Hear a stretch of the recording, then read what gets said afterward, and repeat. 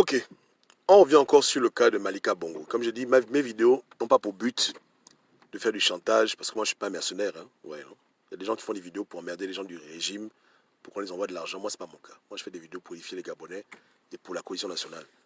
Donc, n'allez pas faire dire n'importe quoi et ne commencez pas à la détester ou bien à faire des vidéos idiotes pour l'attaquer, parce que trop de gens passent leur temps à attaquer les gens pour attaquer les gens.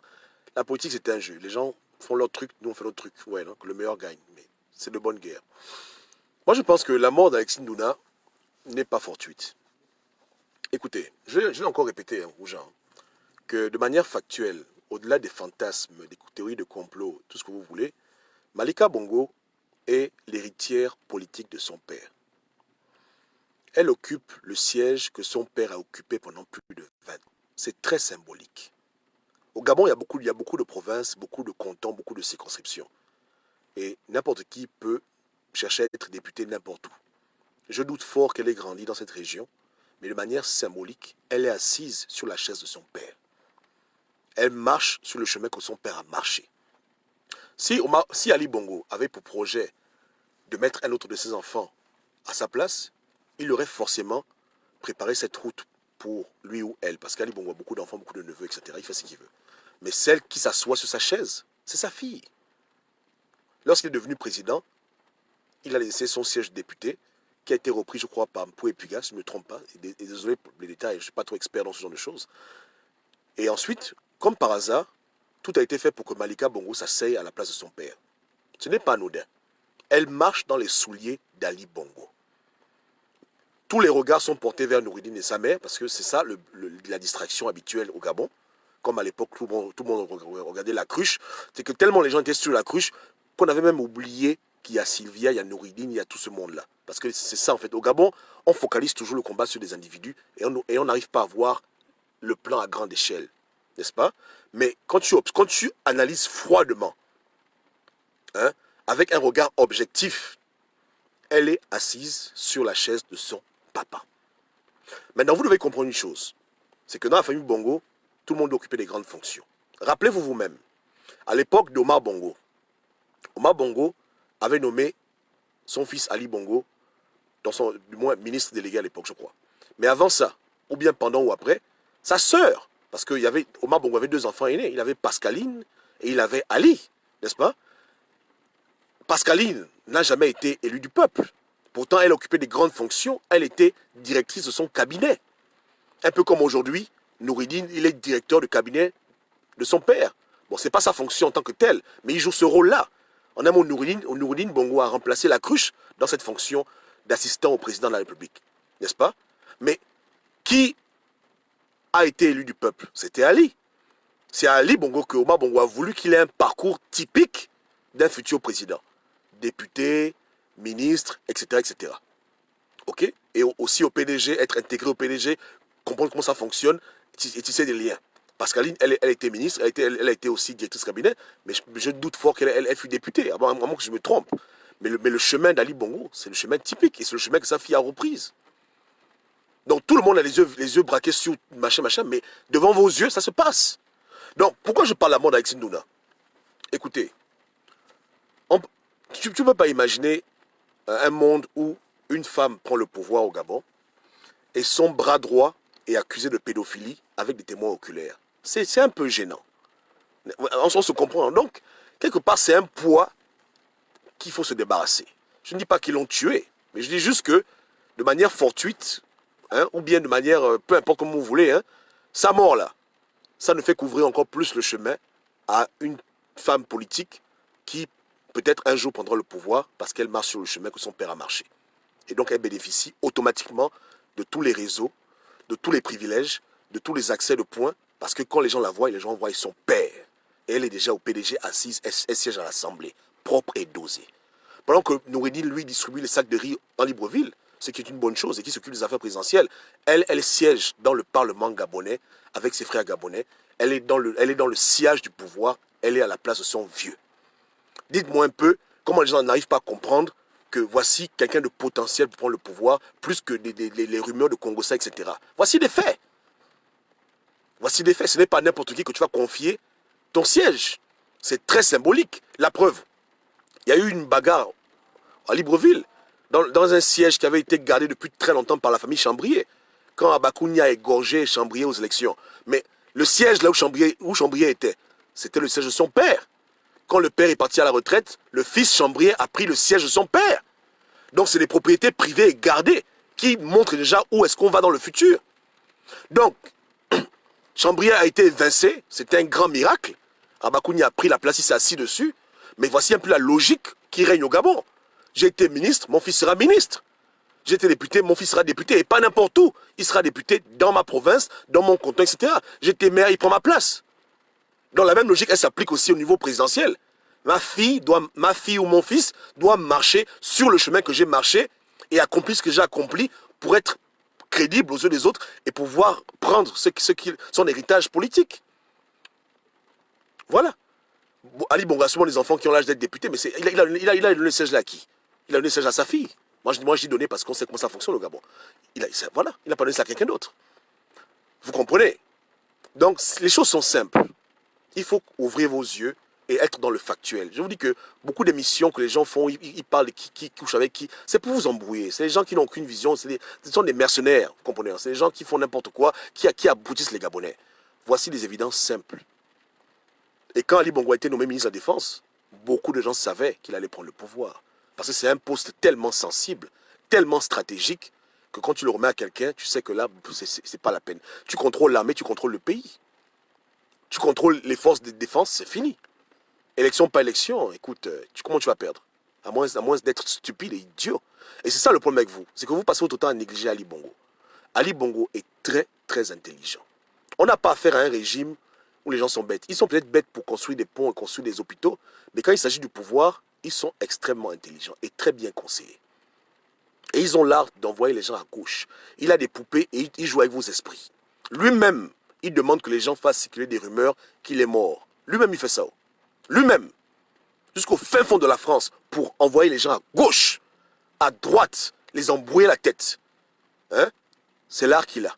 Il est très, très, très intelligent et très dangereux. Et beaucoup de gens ne le voient jamais venir. Les gens sont souvent surpris des conséquences. Et même quand les gens le voient venir, les gens après négligent, disent « Oh, il n'y a rien, il n'y a rien ». Mais quand ça se passe, maintenant, ils mettent la main à la bouche. Vous comprenez? S'il meurt là tragiquement, supposons qu'on en parle, Ali Bongo tombe, KO, il est mort, non, pour de vrai, il est mort. Mais dans un élan de sympathie, en tant que chez nous les Bantous, vous pensez que le PDG va mettre qui devant? Hein? Qui sera devant en train de soulever le cercueil? C'est qui l'aîné de la famille? C'est pas elle. Donc elle va soulever le cercueil de son père. Et quand elle va enterrer son père, et que tout le monde va commencer à pleurer, Ali Bongo est parti, oh ya ya ya ya, automatiquement, comme ce fut le cas en 2009, tout le monde va se mettre derrière elle pour dire que finis au moins le mandat de ton père. Et elle va finir le mandat de son père. J'ai parlé. Que ceux qui ont des oreilles entendent. N'est-ce pas, non? Et que ceux qui font des émissions à la con et le mercenariat ne prennent pas mes paroles pour aller faire le business avec. N'allez pas faire des vidéos pour attaquer Malika parce que Goba m'a révélé des choses. On vous connaît. Vous les commerçants de l'information, les faux activistes gabonais qui vont bientôt aller en prison. Je vous mets en garde déjà. Le but n'est pas ici d'aller faire le business.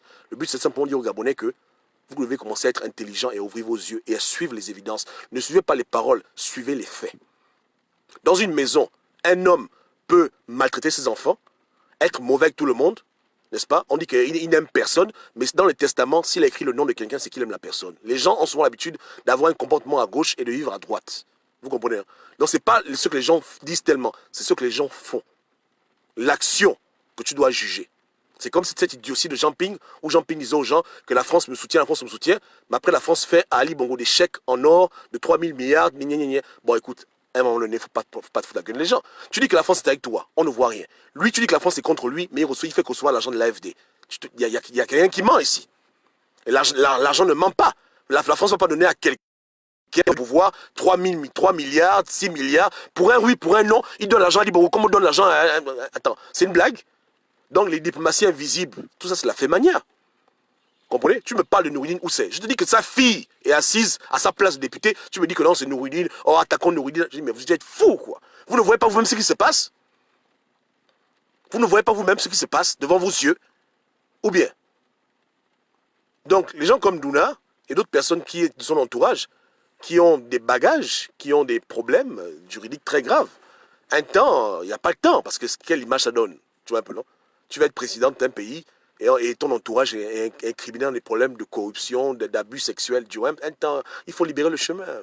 Donc, vous comprenez, hein? Donc je ne vais pas m'avancer parce que je ne vais pas parler, je n'ai pas eu de révélation particulière, mais je dis juste que ce n'est pas impossible qu'on ait envoyé Ndouna devant pour libérer la route, pour dire que Joe, tu es avec la frangine, elle va être le président, toi tu fais les trucs, on t'a attrapé, machin, oh, machin, écoute, bouge un peu. Je veux pas aller, bon, là on t'envoie devant. Parce que le plan est trop important que on va pas foirer notre plan. Les gens, parce que même si aux élections on triche, il faut quand même que les gens votent. C'est que même si on dit qu'Ali Bongo va tricher aux élections, mais il y a des Gabonais qui ont quand même voté pour lui. N'est-ce pas, non? Donc il faut se faciliter la tâche. Mais comment on va voter quelqu'un qui a son directeur de cabinet qui est un pédophile, reconnu, avec preuve à l'appui? C'est compliqué. Donc il faut déblayer le chemin. Il faut déblayer le chemin pour dire, écoute, allez, repars chez tes ancêtres, parce qu'on en a des projets plus importants et plus grands. Vous comprenez? Et si c'est le cas, c'est que c'est très grave. Parce que s'ils sont prêts à mettre de côté quelqu'un à vie, c'est que le plan est déjà en marche et ça va chauffer. C'est que c'est fini. C'est que là, maintenant, les choses sont sérieuses. Tu comprends? Petit problème, on va pas s'embrouiller. C'est elle. Elle va garder la famille. Parce qu'on est des Bantous. Même eux, c'est des Bantous. Même si vous refusez. C'est ça la mentalité. Garder la famille. Je dis, le pays, c'est après. C'est la première priorité d'abord, c'est garder la famille. Maintenir le patrimoine, maintenir la cohésion entre tous les membres de la famille, etc., les cousins, maintenir la cohésion de tout l'empire. Tout ça, maintenir la cohésion. Voilà. Après, le reste, on verra plus tard. Donc, dans cette logique-là, je vous dis que les gens vont se réveiller. Hein. Ok. Donc, c'est bien. Vous comprenez? J'ai envie de vous partager ça parce que c'est des choses qui sont fort possibles. Comme je dis, je n'accuse personne, hein, mais ça ne m'étonnerait pas qu'il y ait eu des choix stratégiques pour le futur. Il fallait se débarrasser de certaines personnes. Ça se fait tout le temps, c'est pas impossible. Tu vois, c'est pas impossible parce qu'il faut que le chemin soit propre. Tu vois, si on va aux élections demain, il ne faut pas que les gens amènent sur la table que oh, ton type, il viole les bébés, tu ne dis rien. Ah, c'est compliqué. Tu comprends, hein? C'est compliqué. C'est compliqué. Voilà. Maintenant, voilà, c'est embarrassant. Donc, s'il y a des accrochages, bon, on règle ça vite. On doit avancer. Donc, il y a des gens qui sont préparés. Et elle est vraiment préparée. En tout cas, elle est sur le bon chemin. Tu comprends, hein? Voilà. Elle a pris les premiers électeurs de Yaali. Avant qu'on vote Yaali dans tout le Gabon, on l'a d'abord voté quelque part. C'est là-bas, elle a déjà attrapé ça. Elle a déjà attrapé le premier électorat de quelqu'un. Maintenant, le reste, ce n'est qu'une suite logique. J'ai mal parlé. Et c'est une Gabonaise, hein, elle est belle. Hein. Moi, je ne suis pas comme vous. Hein. Comme elle est au PDG, on dit qu'elle est vilaine. Non, c'est une belle femme. Il faut pas, hein, ne vous mentez pas. Hein. Malika, elle est belle. Regarde comment elle est belle. Hein. C'est pour vous voulez un président chinois. Voilà, c'est une Gabonaise. Voilà comment elle est douce. Ah ouais, une belle femme, c'est une belle Gabonaise. Maintenant, est-ce qu'on veut d'elle présidente? Moi, pour ma part, je dirais non. Je pense que l'opposition doit se débrouiller à faire des vraies choses pour qu'on puisse avoir une véritable alternance. Pas de problème, mais au-delà de ça, c'est une Gabonaise. Et je vous dis ces choses-là juste pour que vous puissiez ouvrir les yeux sur les gens qui vous emmerdent, les gens qui vous embrouillent. Ouais, non? Ouais. Voilà. Elle a pris une très belle photo. Elle est comme nos sœurs de Facebook, même dimension. C'est tranquille. C'est une bonne petite, faut pas vous mentir. Et n'allez pas la clasher pour la clasher. Mettons en place des stratégies pour pouvoir nous aussi proposer quelque chose aux Gabonais. Parce que si on ne fait rien, ils feront ce qu'ils veulent et on va seulement constater que voilà, elle est au pouvoir et puis voilà. Non. Donc il faut être responsable. Moi, après, je dis depuis longtemps qu'on ne peut pas avancer dans ce combat avec des gens comme Jean Ping qui induisent les Gabonais en erreur consciemment. Parce que sûrement lui aussi le courant du plan, mais il préfère mettre l'énergie sur la cruche, Sivia. Vous voyez comment il est, non? Un président élu qui était dans le système, il est toujours en train de suivre le fromage. Là, il a attaqué la cruche, il a même pas honte. Maintenant, il attaque Nouridine et sa mère, toujours en train d'égarer les Gabonais. Alors que la véritable personne qui est en train de prendre le pouvoir est devant nous, mais à cause des gens comme Ping, on est égaré. Parce que Ping a mis les gens en erreur. Comment un président lui va faire une déclaration sur une femme mariée présidente? Il a un pente. Après, il parle de Nouridine. Il parle de la cruche. Alors que les vrais problèmes sont là, devant nos yeux. Que la vraie dauphine est là. La potentielle, l'héritière de son père est là, en train de grandir. Et bientôt, prend le pouvoir. Et Ping nous envoie à gauche. Ping joue un sale jeu. Voilà pourquoi on est fatigué de lui. On est fatigué de lui. C'était pas moi, Gobam, de vous dire ces choses. C'était lui qui devait parler comme ça. Lui, c'est comment ça fonctionne. Puisqu'il a voulu mettre son fils devant. Mais comme son fils, il est emprisonnable, il a dit, bon, écoute... pour toi, il n'y a rien pour toi. Mais il sait comment ça marche.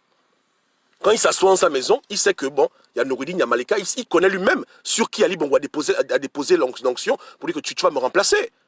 Mais il préfère induire les Gabonais en erreur en suivant les activistes à la cour en train de faire les faux vidéos, les fausses déclarations que Noureddine et sa mère, alors qu'il connaît lui-même d'où vient le danger. Et qui est vraiment l'héritier dans cette histoire-là. Il savait que la cruche n'était qu'un valet, mais il a mis l'énergie sur lui. Pourquoi? Vous voyez comment il est? Et c'est mauvais ce qu'il fait. Donc, on est fatigué de lui, il doit débarrasser le plancher. Et on lui doit débarrasser le plancher. On doit se préparer. Je vous dis déjà comment ça se passait. Hein. Ali Bongo n'est pas un fou. Hein. Il a déjà tout préparé. On l'enterre là. Vous allez même voir ce qui va se passer. Même vous verrez qui sera devant pour soulever le cercueil. Et autour de qui tout le monde va se réunir pour dire que papa est mort avant la fin de son mandat. Il faut que tu prennes sa place. J'ai menti. On est là. Vous allez voir vous-même. Ok, c'est bien. Donc, que Dieu vous bénisse tous. Ciao, ciao. Et que Dieu bénisse la femme gabonaise. Je ne sais pas pourquoi. En fait, j'ai compris. Hein. Si au Gabon, il y a les problèmes d'adultère, fornication, parce que Dieu a donné aux Gabonaises, aux Congolaises, aux Camerounaises les plus belles beautés de la terre. Vous êtes toutes jolies. Voilà pourquoi les hommes deviennent fous. Nos sœurs sont belles. Il faut dire la vérité. Hein. Les gars, ah oui. Tu vois le Congo, Kinshasa, Brazzaville, Cameroun, Afrique centrale, la Gabon, les plus belles femmes de la terre. Oh, que Dieu bénisse l'Afrique. Que Dieu nous aide. Et que Dieu nous débarrasse de Jean Ping. Vraiment, on n'en peut plus. Soyez tous bénis. Ciao, ciao.